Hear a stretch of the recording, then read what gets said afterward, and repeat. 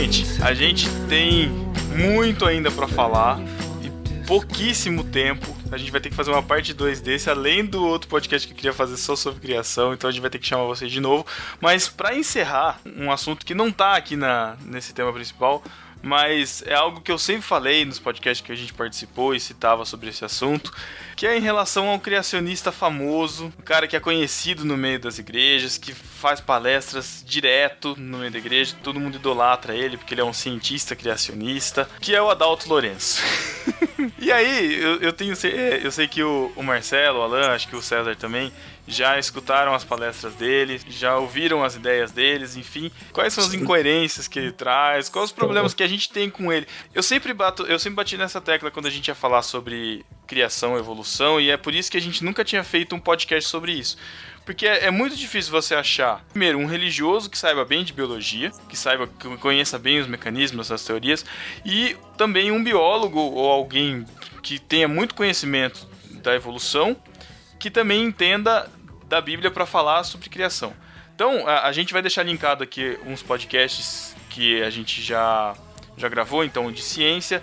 Tem também um BTcast, que é um podcast sobre teologia, que ele fala especificamente do Gênesis, do 1 ao 11, e é interessante que eles se dividem em dois times, um que acredita que a criação foi literal de 7 dias, outro que acredita já na criação como se fossem eras e tempos separados, mais ou menos como o evolucionismo teísta. Só que a gente nunca consegue encaixar as coisas, assim. Aliás, né, encaixar no sentido de trazer alguém que conheça bem dos dois lados. E o Adalto, ele é alguém que apareceu no meio evangélico justamente para responder as questões que todo evangélico tinha e, de certa forma, falar o que a gente queria escutar, bem assim. Então, algumas coisas que ele falava, a gente realmente fica intrigado com a questão por exemplo, a questão da complexidade. Você corta a Barça e joga lá do céu e ela não vai se reorganizar, a questão da complexidade.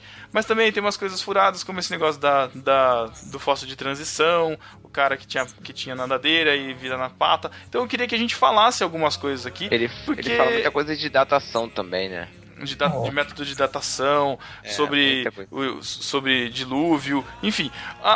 O meu primeiro preconceito com ele é o fato dele ser físico. Tá, posso fazer algumas perguntas aqui rapidinho? Pode. O podcast no Barquinho tem CNPJ registrado? Não. Não. Por quê? Vocês têm bons advogados? Vai dar processo. Vamos pegar leve, então, pra... Não. Então, rapidão, não. Posso falar? Cara, até eu ver esse nome na pauta, eu nem sabia quem que era esse cara, velho.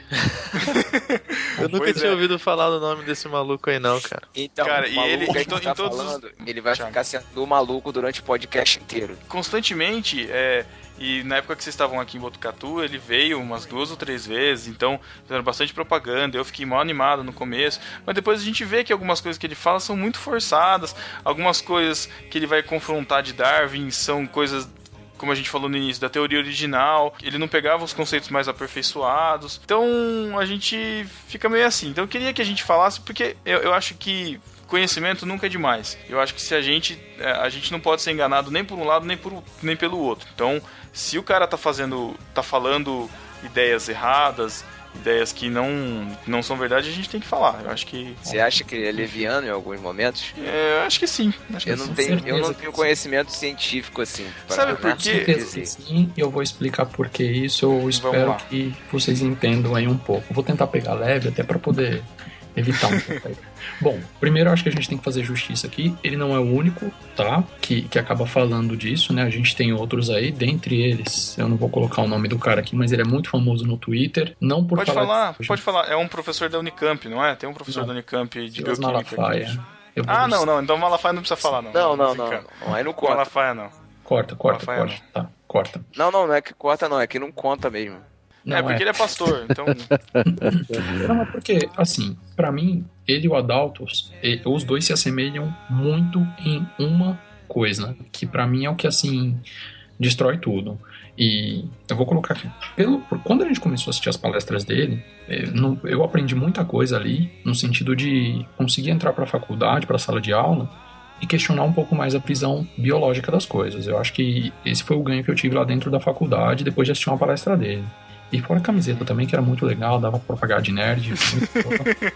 camiseta era bonita, cara. Não tem como negar. Mandei vídeo pra ele até, pedindo pra ele me explicar o que da camiseta. Foi bacana, uma relação legal. No começo. O grande problema dele pra mim tá em como é a visão dele sobre ciência, tá? A gente tem um primeiro problema lá, antes de mais nada, que é o da formação dele. Vamos colocar lá, provavelmente ele apresenta as credenciais dele como um pesquisador formado em universidade estrangeira, certo? Só me corrijam aí se... Isso. Ele se apresenta como mestrado em física por uma universidade X dos Estados Unidos. Bob Jones University e Clemson University. Sobre as universidades, não é preconceito, tá? É só um dado aqui que eu vou colocar para poder a gente tentar fazer uma relação mais lógica aí. Essas duas universidades em que ele se formou, elas basicamente elas têm a orientação religiosa, tá? Fundamentalmente religiosa. E não por acaso são universidades criacionistas. Então, parte da formação dele começa... Olha aí, eu não sabia disso não. Então, parte da formação dele começa daí. Eu acho que tem vários outros problemas ali que na pesquisa aí a gente começa, mas é um problema de orientação aí.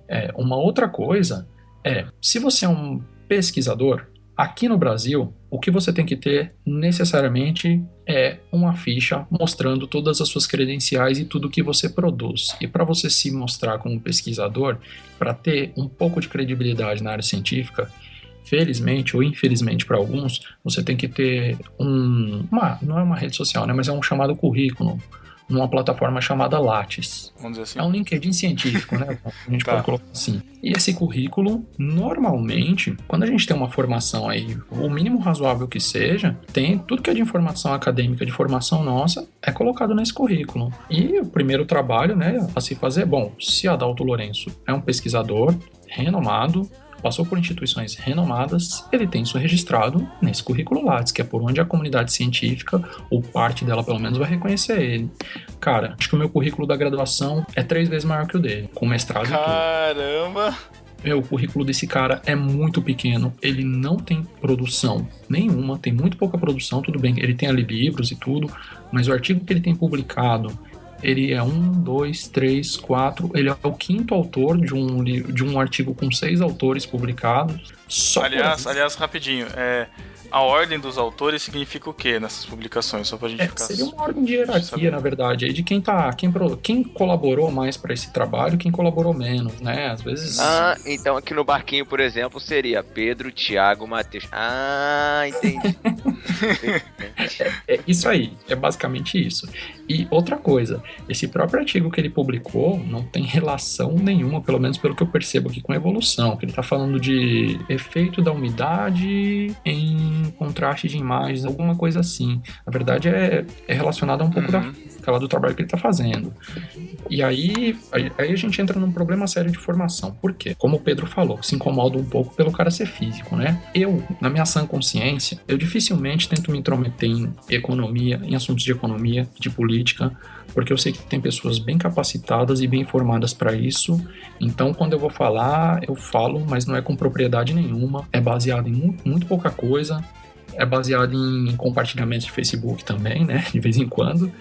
E assim, eu não me atrevo porque eu não tenho formação suficiente ali para entender as entrelinhas dessa área, né, por todo o processo de formação que a gente passou. A biologia, por si só, é algo muito complexo. Falar de evolução, além de polêmico, é complexo demais. Nem os próprios biólogos compreendem com perfeição isso. E aí, de repente, me entra um físico para poder falar de relações entre seres vivos e de evolução das espécies. Isso é um problema seríssimo. Então, assim, quando ele fala de universo, quando ele entra no campo da física, eu acho que eu até tenho algum respeito por ouvir ele, mas quando entra no campo da biologia, já é muito complicado, né? Senão, eu às vezes quero rasgar meu diploma, falar, se o cara fez física, tá entendendo muito mais de biologia do que a gente, tá questionando a evolução assim, é complicado. E o ponto mais gritante aí, na verdade, é a visão que ele tem sobre ciência. É uma visão do século XIV, cara. Século XIII e XIV. Qual que é a visão que ele tem e que hoje perdura ainda em alguns momentos, né? É a visão de que a ciência é uma verdade absoluta. De que tudo que é falado na ciência não pode ser questionado e nunca vai se modificar. E isso não é ciência, cara. A ciência hoje, na verdade, ela se move por questões. Ela não confirma um fato e deixa uma teoria ser uma teoria para sempre. Essa teoria vai sofrer questionamento, vai sofrer bombardeamento por todos os lados, para poder tentar ou ela se consolidar ou ela cair na verdade, para a gente poder tentar descobrir um grau de verdade, se verdade é bem entre aspas, né, pra gente poder compreender mais de algum mecanismo qualquer da natureza. O criacionismo, ele não precisa ser científico para ter crédito. Ele tem crédito independentemente se ele é científico ou não, ou seja, seria uma coisa inversa aí, porque a ciência como ela é hoje, ou seja, o criacionismo científico, ele está nada mais admitindo a hipótese de que ele pode estar errado, assim como a ciência o faz hoje. Então, acho que são... E aí, o que ele coloca lá pra gente, né? Pelo menos o que eu me recordo aqui das palestras dele. Ele mostra uma visão de ciência como algo, assim, muito rígido, né? Falou, a ciência provou isso. O caso do Selacanthus lá, que era um peixe que a ciência tinha dado como extinto, né? Uma espécie de peixe. E aí, de repente, em um determinado período, pescadores na África encontraram um peixe vivo. E, pô, não, a ciência tá mentindo. Primeiro, a ciência é feita por seres humanos.